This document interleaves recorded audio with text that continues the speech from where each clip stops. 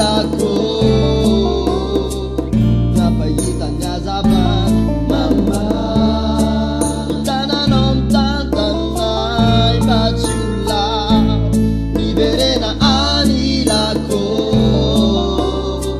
anoro indray ny lalana mama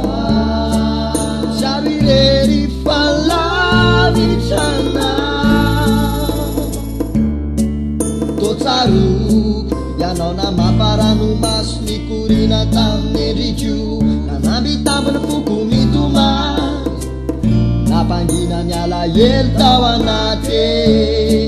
yanao lay neny tsy foiko tsoadinao vinanao vi yanao nampianatra ny teny yanao nanoro amba tsy ove